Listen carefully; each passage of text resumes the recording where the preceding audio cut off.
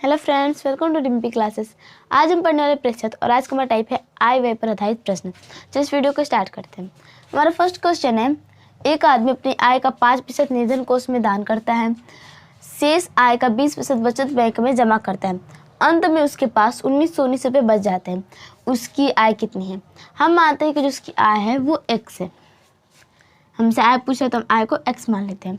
अब कह रहा है कि एक आदमी अपनी आय का यानी एक्स का 5% निर्धन कोष में जमा करता है। मान लीजिए किसी की आय 100 है, प्रतिशत में 100 पर कोई भी चीज़ मानने पे हमें आसानी होती है, तो हम मानते हैं कि जो उसकी आय है वो 100 है। अब 100 का 5% वो निर्धन कोष में जमा करता है, तो 100 का 5% यानी 5 रुपया वो निर्धन कोष में जमा करता है। तो कह रहा है कि शेष आय का यानी जमा करने के बाद जो उसकी शेष आय बच रही है उसका 20% वो बैंक में जमा करते हैं। तो शेष आय कितनी बचेगी? 100 माइनस 5 यानी 95 शेष आय बचेगी। तो अब इस 95 का 20% वो बैंक में जमा करता है, यही मतलब हमारा। तो हम डायरेक्ट क्या करेंगे कि यहाँ पर जब भी हमारे क्वेश्चन में शेष दे दे, आय और व्यय पर आधारित क्वेश्चन में जब भी शेष दे दे, तो हम जो यहाँ पर प्रतिशत दिया है उसको 100 में से माइनस करके लिख देते हैं डायरेक्ट। तो ये 5 है, 5 को 100 में से माइनस करेंगे तो 95। तो यहाँ पर हम डायरेक्ट 95% लिख देंगे, यानी 95/100। अब कह रहा है कि शेष आएगा। अब ये जो हमारा आएगा, जितना भी रुपया आएगा, ये हमारी शेष आय निकल जाएगी। तो अब इसका यानी गुणा इसका 20% बचत बैंक में जमा करता है। अब देखिए, अब ये जो है 20%, इसको हम घटा के लिखेंगे 100 में से या फिर डायरेक्ट 20 ही लिख देंगे। ये तय करता है यहाँ वाला अंक, जो ये 1919 है, ये वाला अंक तय करेगा कि जो 20% इसको हमें 100 में से माइनस करके लिखना है या फिर बस 20 ही लिख देना है। तो वो हम कैसे देखेंगे कि कह रहा है कि अंत में उसके पास 1919 रुपये बच जाते हैं, यानी अंत में उसके पास 1919 रुपये बच जाते हैं। इसको जमा करने के बाद उसके पास 1919 रुपये बच जाते हैं, यानी इसको जमा करने के बाद शेष उसका 1919 रुपये बच रहा है। यहाँ पर भी इनडायरेक्टली चाहे फिर डायरेक्टली 1919 रुपये ही आ रहा है शेष में। तो जब भी यहाँ पे बच जाएगा है, आप इसको भी ध्यान रख सकते हैं, जब यहाँ पे बच जाएगा है तो हम इसको 100 में से माइनस करके लिखेंगे। और यहाँ पे कह देता कि वो जो यहाँ पे बैंक में जमा करने की बात कर रहा है, तो वो कह देता है कि वो 1900 रुपये से बैंक में जमा करता है, तो यही मान इसका भी हो जाएगा, 20% बराबर ही हो जाएगा। तो हम डायरेक्ट 20% लिख देते हैं। लेकिन यहाँ पे कह रहा है कि वो बच जाता है, तो जब भी बच जाता है कहे तो हम इसको 100 में से माइनस करके लिखते हैं। इसको माइनस करेंगे तो 80 और बट्टा में 100। अब इतना बराबर हमारा हो जाएगा ये वाला अंक 1919। यहाँ पर हम बट्टा में 1 लगा सकते हैं, मान में कोई अंतर नहीं आएगा। 20 चौके 20 25, 5 से 20 बार में, 5 से ये 19 बार में, 4 से ये 20 जाएगा 5 बार में।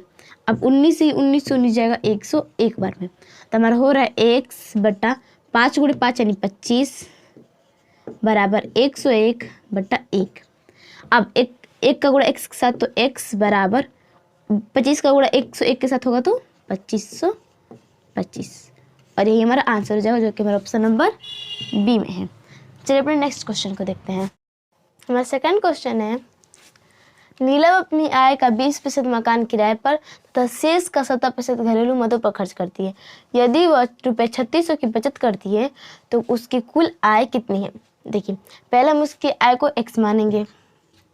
अब मैंने आपको बताया कि जब भी हमारा शेष दे दे तो जो भी हमारा प्रतिशत में होता है हम उसको 100 में से माइनस करके लिखते हैं। और यहाँ पे प्रतिशत का क्वेश्चन तो प्रतिशत में रहेगा, अगर भिन्न में रहता तो हम उसको 1 में से माइनस करेंगे। यहाँ पे हम प्रतिशत में है तो हम इसको 100 में से माइनस करेंगे। तो 100 में से जब हम 20 को माइनस करेंगे तो हमारा 80 बचेगा।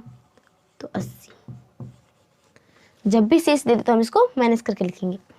अब कह रहा है कि शेष का 70% घरेलू मदों पर खर्च करती है। यदि वह रुपये 3600 की बचत करती है तो उसकी कुल आय, देखिए ये जो 3600 है ये बचत कर रही है, और ये 70% है इसका खर्च का है। तो खर्च करने के बाद जो उसका 30% बचेगा उसी का तो वो बचत करेगी। तो यहाँ पर हम इसका 30% लिखेंगे। अगर यहाँ पर जो हमारा बचत है, यहाँ पर हमारा खर्च दिया होता है कि यदि वो रुपये 3600 खर्च करती है तो ये भी खर्च का है, यानी 70% बराबर ही हमारा ये हो जाता। तो हम डायरेक्ट 70/100 लिख देते हैं। लेकिन यहाँ पे हमें बचत दिया है, तो जो 70% खर्च करेगी उसके बाद जो उसका 30% बचेगा उसका ही वो बचत करेगी, तो हम इसको 100 में से माइनस करके लिखेंगे। ठीक है, अब ये 1 जीरो से 2 जीरो से 2 जीरो कट गया, 3 से 36 हो जाएगा, 12 3 36 और 2 जीरो बढ़ जाएगा। अब 8 से जाएगा तो 15 8 120 और ये 1 जीरो बढ़ जाएगा। तो x/100 बराबर यहाँ पे है 150 बट्टा हम 1 लगा सकते हैं। जब पक्षांतर होगा तो x बराबर 15,000, जो कि हमारा ऑप्शन नंबर डी में है। चलिए अपने नेक्स्ट क्वेश्चन को देखते हैं। हमारा थर्ड क्वेश्चन है, एक व्यक्ति अपनी आय का 40% बैंक में जमा करता है, 20% अपने बच्चों की पढ़ाई पर तथा शेष घर के अन्य कार्यों पर खर्च करता है। यदि वह घर में रुपये 800 खर्च करता है तो उस व्यक्ति की आय कितनी है। देखिए यहाँ पर जो हमारा शेष दिया है और जो हमारे पिछले 2 क्वेश्चन में शेष दिया था उन दोनों में अंतर है। देखिए यहाँ पे हमें शेष घर के अन्य कार्य पे खर्च करता है लिखा है, और वहाँ पे हमें शेष का लिखा होता था। तो यहाँ पर हमारा शेष और शेष का, जब भी उस टाइप का क्वेश्चन रहेगा तो हमारा शेष का लिखा रहेगा, और यहाँ पर हमारा बस शेष लिखा है। तो इसको जो तरीका बताने वाले उस तरीके से सॉल्व करेंगे, ये थोड़ा अलग है उससे। और एक और तरीका आप पहचान सकते हैं कि यहाँ पे लिखा है, एक व्यक्ति अपनी आय का 40% बैंक में जमा करता है तो तुरंत बाद दे देता कि शेष का 20% अपने बच्चों की पढ़ाई पर खर्च करता है। यहाँ पर हमारा शेष का नहीं लिखा है, तो इस तरह से भी आप पहचान सकते हैं। यहाँ पर अगर उस टाइप का क्वेश्चन होता है जो मैंने आपको पिछले बताई हूँ तो वहाँ पे लिखा होता कि 40% बैंक में जमा करता है, शेष का 20% अपने बच्चों की पढ़ाई पर खर्च करता है। तो आई होप आपको इस शेष में और शेष में मतलब समझ में आ गया होगा। चलिए अपने क्वेश्चन की तरफ बढ़ते हैं। देखिए हम मानते हैं कि जो उसकी नहीं, देखिए 100% किसी की भी आय 100% होती है, चाहे वो 2000 हो, 5000 हो या फिर 5 लाख हो, उसकी आय हमेशा 100% रहेगी। तो अब वो 40% बैंक में जमा करता है और 20% बच्चों की पढ़ाई पर खर्च करता है, यानी इसका कुल खर्च कितना हो जा रहा है 60%। तो बच कितना रहा है उसका, तो 100 माइनस 60 यानी 40% बच रहा है। ठीक, तो कह रहा है तथा शेष घर के अन्य कार्यों पे खर्च करता है। तो ये जो 40% बचा है यही ना घर के अन्य कार्यों पे खर्च करेगा। और कह रहा है कि यदि वह घर में रुपये 800 खर्च करता है, यानी ऐसे तो 40% खर्च कर रहा है और वैसे वो रुपये 800 खर्च कर रहा है, तो 40% बराबर ही हमारा 800 हो जाएगा। ठीक है, हम पहले इन दोनों को जोड़ लेंगे जो भी हमारा दिया रहेगा। तो अब जो हम 60 आ रहा है तो हम 100 में से जब 60 को घटाएंगे तो हमारा शेष आ जाएगा। शेष उसका कितना बच रहा है, तो कह रहा है कि जो शेष बच रहा है उसको अपने घर के अन्य कार्यों पे खर्च कर रहा है, और यहाँ पर हमें दे रहा है कि घर के अन्य कार्यों पे किधर पे खर्च हो रहा है, तो 800 रुपये खर्च हो रहा है। तो हमारा 40% बराबर ही 800 हो जाएगा।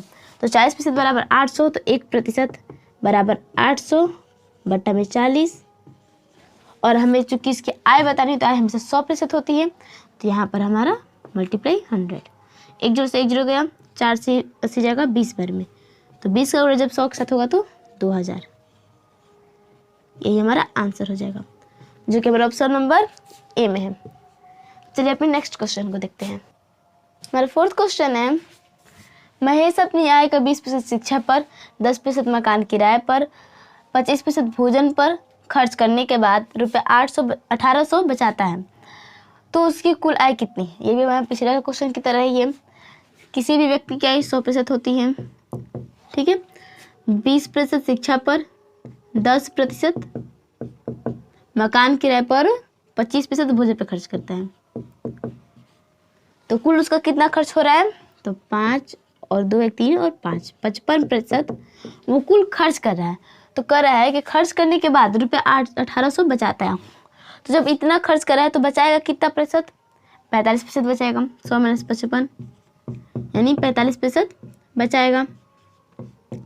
तो कह रहा है कि खर्च करने के बाद 1800 बचाता है, यानी वो 45% बचा रहा है और 1800 रुपये बचा रहा है, तो यानी 45% बराबर ही 1800 हो जाएगा। ठीक है, अब 1% बराबर 1800 बट्टा में 45, और हमें उसकी आय बतानी है, यानी हमें उसके 100% का मान बताना है, तो मल्टीप्लाई 100। अब ये 5 से 9 बार में, आप एक ही बार 9 से डिवाइड कर लीजिए, 9 से 5 बार में और 9 से जाएगा तो 200 बार में। इसको मैं मिटा देती हूँ। और जब 5 से ही 200 जाएगा तो 4 बार में 20 और 1 जीरो बढ़ जाएगा, तो यानी हमारा 4000 आंसर आ जाएगा, जो कि हमारा ऑप्शन नंबर सी में है। चलिए अपने नेक्स्ट क्वेश्चन को देखते हैं। हमारा 5th क्वेश्चन है, एक प्रतियोगिता में 12% प्रतियोगी अपात्र घोषित कर दिए गए। पात्र प्रतियोगियों में 75% प्रतियोगी सफल हुए। आवेदन करने वाले कुल प्रतियोगियों के कितने प्रतिशत प्रतियोगी सफल हुए? देखिए, पहले तो ये अपात्र क्या होता है, मतलब कि अगर कोई भी फार्म भरा है तो उसका अपात्र घोषित हो गया, यानी उसका जो फॉर्म भरा था तो उसमें कोई ना कोई गड़बड़ी हो गई, चाहे उसका एज कम था या फिर उसका नाम पता कुछ भी, किसी भी कारण से उसका जो फॉर्म है वो रिजेक्ट हो गया, अपात्र हो गया।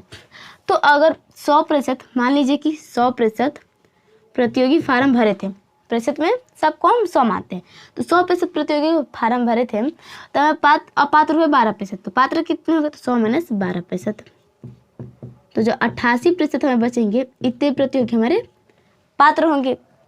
अब देखिए, यहाँ पर जो हमें क्वेश्चन पूछा है उसमें प्रतिशत प्रतियोगी पूछ रहा है, तो जब भी क्वेश्चन प्रतिशत में पूछे तो हम उसको 100 मानते हैं। अगर अंक में पूछेगा तो x मानेंगे और प्रतिशत में पूछेगा तो 100 मानेंगे। तो यहाँ पे 100, अब 100 का कह रहा है कि 12% प्रतियोगी अपात्र घोषित कर दिए गए। पात्र प्रतियोगियों में 75% प्रतियोगी सफल हुए, यानी पात्र प्रतियोगी कितने हैं? 88%, तो इस 88% का 75% प्रतियोगी सफल हुए हैं, तो 100 का 88% हम निकालेंगे। ठीक है, अब कह रहा है कि जो पात्र प्रतियोगी उसके 75% प्रतियोगी सफल हुए हैं। आवेदन करने वाले कुल प्रतियोगियों के कितने प्रतिशत प्रतियोगी सफल हुए हैं? देखिए, यहाँ पर हमें सफल का पूछ रहा है, यहाँ पे जो प्रतिशत दिया है ये भी सफल का दिया है, तो हम डायरेक्ट इसका 75% निकाल देंगे। अगर यहाँ पे सफल का दिया होता और यहाँ पर हमारा असफल का पूछता कि कितने प्रतिशत प्रतियोगी असफल हुए हैं, तो हम सफल अगर 75% हुए तो सफल कितने होंगे? 100 में 75 यानी 25% असफल हो गए, तो हम यहाँ पर 25% का निकालते हैं। ठीक है, अब 2 जीरो से ये 2 जीरो कट जाएगा, 25 × 75, 25 चौके 100, अब 4 से जब जाएगा तो 22 बार में, और 22 × 66, यानी 66% हमारा आंसर आ जाएगा, जो कि हमारा ऑप्शन नंबर सी में है। आई होप आपको क्वेश्चन समझ में आया होगा। Thank you so much for watching this video. अगर आपको वीडियो पसंद आए तो प्लीज़ लाइक कीजिए, शेयर कीजिए, और अगर आप चैनल पर नए हो तो प्लीज़ चैनल को सब्सक्राइब कीजिए। मिलते हैं अगले वीडियो में, तब तक के लिए बाय बाय।